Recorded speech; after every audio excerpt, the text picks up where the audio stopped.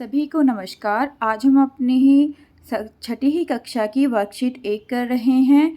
ये हमारी बेटा अकारांत पुल्लिंग के ऊपर है। तो छठी क्लास के बच्चे के लिए ये स्टार्टिंग होती है कि उन्हें सिखाया जाए कि अकारांत पुल्लिंग क्या होता है, आकारांत स्त्रीलिंग क्या होता है और नपुंसकलिंग क्या होता है। तो बेटा मैं आपको बता देती हूँ, संस्कृत में 3 प्रकार के शब्द होते हैं, पुल्लिंग, स्त्रीलिंग और नपुंसकलिंग। देखो इस वर्कशीट में आपके लिए बहुत ही ये हेल्पफुल है आप लोगों को सीखने के लिए। संस्कृत में 3 प्रकार के शब्द होते हैं, पुल्लिंग, स्त्रीलिंग और नपुंसकलिंग।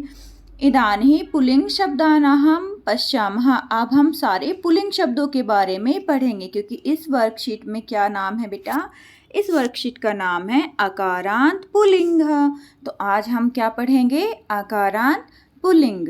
तो अब जितने भी आपको ये शब्द दिख रहे हैं ना बेटा, वो सारे पुल्लिंग शब्द है। आसंदः कुर्सी, आसंदः कुर्सी। विद्यालय है, विद्यालय। चषकः गिलास, दीपः दीपक, शोचिकः दर्जी, वृद्धः बूढ़ा, शुनकः कुत्ता, शुकः तोता। दोबारा से एक बार हिंदी बता रही हूँ मैं आप लोगों को, इसकी क्या कहना चाह रहे हैं ये। आसंदः, आसंदः कुर्सी। विद्यालय है, विद्यालय, विद्यालय जिसमें आप जाते हो स्कूल, स्कूल को विद्यालय भी बोलते हैं बेटा। चषकः गिलास, दीपः दीपक, शोचिकः दर्जी, वृद्धः बूढ़ा, शुनकः कुत्ता, शुकः तोता। तो अब इसमें आपने क्या देखा, इसमें क्या नोटिस किया है कि सबके पीछे क्या आ रहा है बेटा, विसर्ग आ रहा है। सबके पीछे विसर्ग आ रहा है ना। आसंदः, विद्यालयः, चषकः, दीपः, शोचिकः, वृद्धः, शुनकः, शुकः, सब में पीछे क्या आ रहा है, विसर्ग आ रहा है। तो ये विसर्ग जो होते हैं ना बेटा, वो पुल्लिंग शब्दों में आते हैं। जितने भी आपको ये विसर्ग दिखाई देंगे वो कहाँ पर आएंगे, पुल्लिंग शब्दों में दिखाई आपको देंगे। नोट में देख लीजिए, नोट में लिखा भी हुआ है बच्चा। शब्दों के बाद में चिन्ह, जो ये चिन्ह होता है ना, ये इनको विसर्ग कहते हैं। इस चिन्ह को क्या कहते हैं हम, विसर्ग कहते हैं। और इसका उच्चारण कैसे होता है, आहा के रूप में होता है।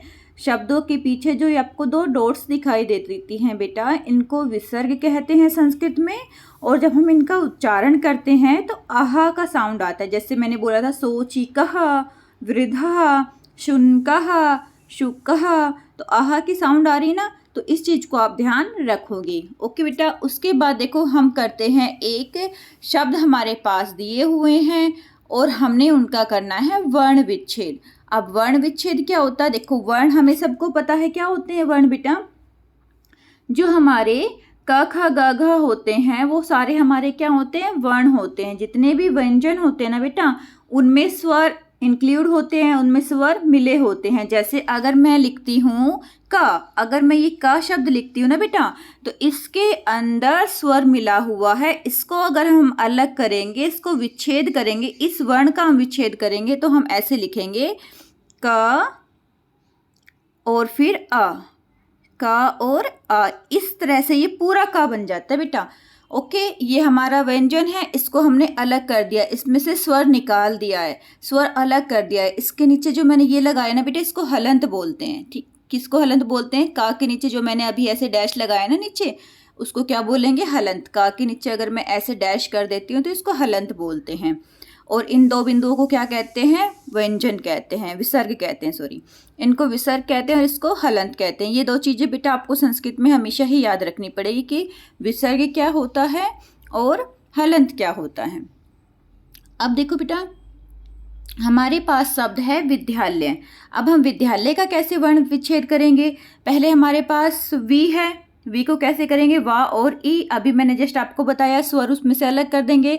वा में से ई जो स्वर था वो अलग कर दिया, वा के नीचे हलंत लगा दिया।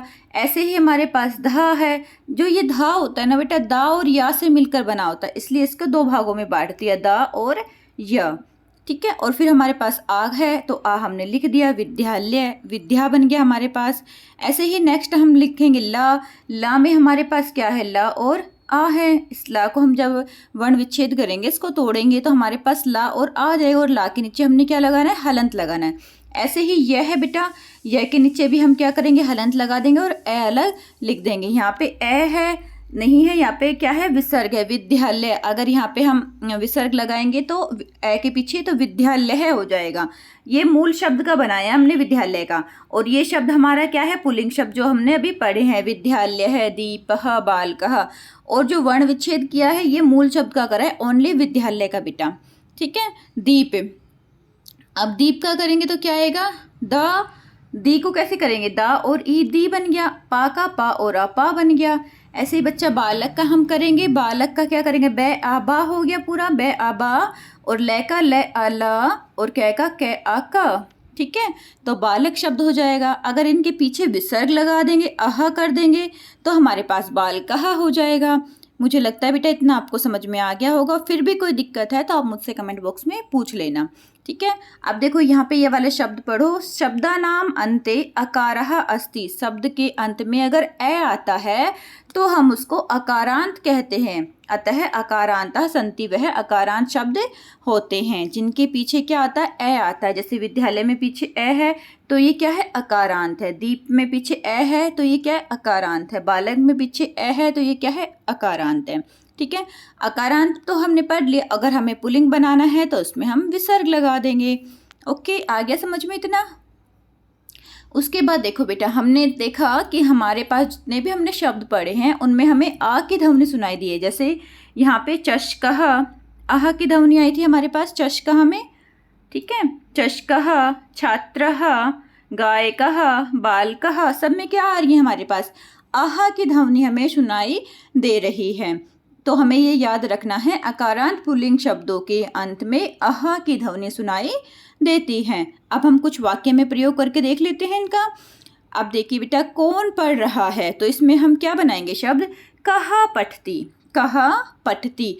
अब यहाँ पर जो कहा है ये हो गया और पठती हमारी क्रिया हो गई। अब हम आंसर देंगे तो हम क्या बोलेंगे, बालकः पठती, बालक ही पढ़ रहा है ना, यहाँ पे एक बालक है जो पढ़ाई कर रहा है, तो हमने क्या आंसर दिया, बालकः पठति। अब हमने एक चीज़ इसमें नोट की है कि बालकः जो शब्द है उसमें आह आ रहा है हमारे पास, जो हमारे पास शब्द है उसमें क्या आ रहा है, आह आ रहा है, और हमारी जो क्रिया है उसमें ती आ रहा है।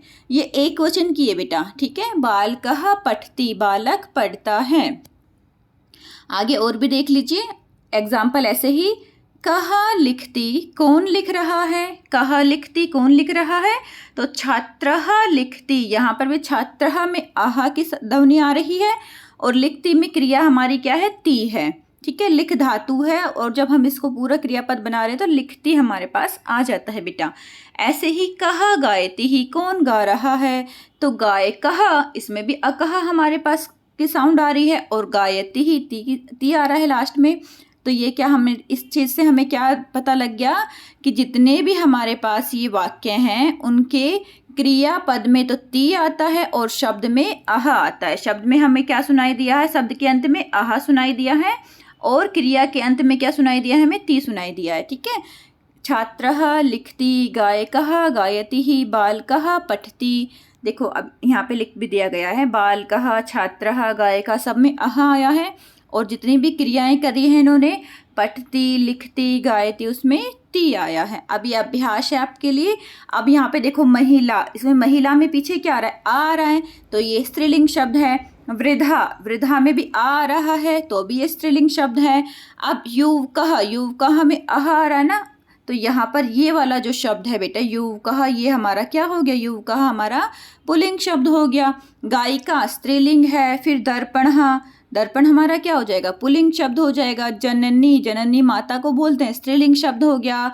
यहाँ पे शिक्षकः, शिक्षकः हमारा क्या हो गया, पुल्लिंग शब्द हो गया।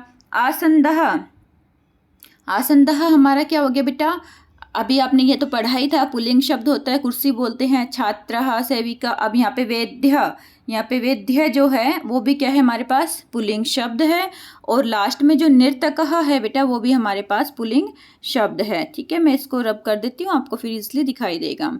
यहाँ पे देख लीजिए, नर्तकी ही, ये पुल्लिंग नहीं है, नर्तकी है तो ये स्त्रीलिंग है, अध्यापिका भी स्त्रीलिंग है, नर्तकी भी स्त्रीलिंग है। तो आपके पुल्लिंग जो शब्द हैं वो कौन कौन से बने हैं? आपके बने हैं युवकः, टिक कर रही हूँ मैं दोबारा से, युवकः, दर्पणः, शिक्षकः, आसन्दः, वैद्यः। ये आपके पुल्लिंग शब्द हैं, इनको आपको सर्कल करना है, ठीक है, गोला बनाना है। अब नीचे है वर्ण विच्छेद। तो वर्ण विच्छेद मैंने थोड़ा सा आपको समझाया था ना आगे, अब उसी को ही हम कर रहे हैं। अच्छी तरह से ध्यान से देखना बेटा।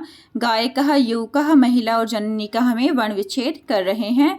अब यहाँ पे देखो गायकः मैंने लिखा हुआ है, तो यहाँ पे क्या है? गा है, गा। अब गा को कैसे करूँगी मैं? ग और आ, गा के नीचे हलंत लगा दिया और आ लिख दिया, गा बन गया। उसके बाद ये आया मेरे पास, तो यह को मैंने क्या किया? यह के नीचे हलंत लगा के आ लिख दिया, तो यह पूरा हो गया। और अब मेरे पास कहा है, तो मैंने कै के नीचे हलंत लगाकर आहा लिख दिया, तो हमारे पास पूरा शब्द क्या बन गया? गाय कहा, गे आ गा, ये आ या, कै आह कहा, गाय कहा। ओके, स्वर आपको निकालने हैं इनमें से। मेन आपको ये याद रखना है, जो भी स्वर है हमारे पास उसको हमने अलग करना है। जितने भी हमारे पास व्यंजन हैं उनसे हमने स्वर को निकालना है, उसी को ही वर्ण विच्छेद कहते हैं बेटा।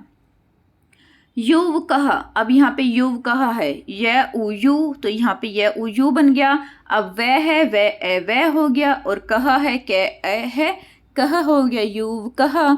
ठीक है, इसमें ऊ का स्वर था वो निकाल दिया, वह में ए स्वर था उसको अलग कर दिया। नीचे हलंत लगाना याद रखना, हलंत नहीं लगाओगे तो गलत हो जाएगा बेटा, हमें हलंत जरूर लगाना है। हलंत लगाने के बाद ही हम उसमें से स्वर निकाल सकते हैं, ठीक है। नेक्स्ट है आपके पास महिला। महिला में देखो मैं अ माँ, ठीक है, माँ का क्या बन गया? मैं अ माँ। फिर ही है, ही में छोटी ई की मात्रा है, तो हा ई ही हलंत लगा के, और फिर ला, ले आ ला, ले में हलंत और आ हो जाएगा, महिला। ऐसे ही अब आपको, ये तो मैं करवा रही हूँ, आपके परिवार में जितने भी सदस्य हैं, मम्मी पापा भाई बहन दादा दादी नाना नानी चाचा चाची, सबके नाम आपको लिखने हैं एक नोटबुक में और उन सब का वर्ण विच्छेद करना है। कोई भी आपको दिक्कत आएगी आप मुझसे पूछो कमेंट बॉक्स में, मैं आपका आंसर दूंगी। ओके बेटा।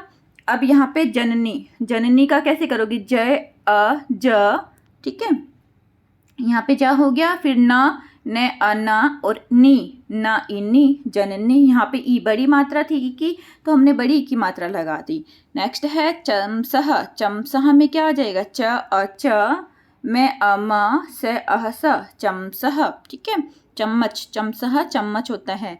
मापिका, मैं अमा, पा ई पी के आका, मापिका। मापिका फुटे को बोलते हैं जिसे हम नापते हैं ना, अपने मैथमेटिक्स में हम यूज़ करते हैं स्केल, फुटा, तो उसको मापिका बोलते हैं बेटा। तो ये आपको समझ में आ गया होगा कैसे हमने वर्ण विच्छेद करना है बेटा। अब इस कार्य को अपने नोटबुक में कर लेना, अपने टीचर को सबमिट करवा देना, और साथ ही आपको जितने भी परिवार में सदस्य हैं उनका नाम लिखना है और उनका वर्ण विच्छेद करना है। कोई भी कहीं भी दिक्कत आए आप मुझसे पूछ सकते हो। ओके बेटा, अपना ध्यान रखना।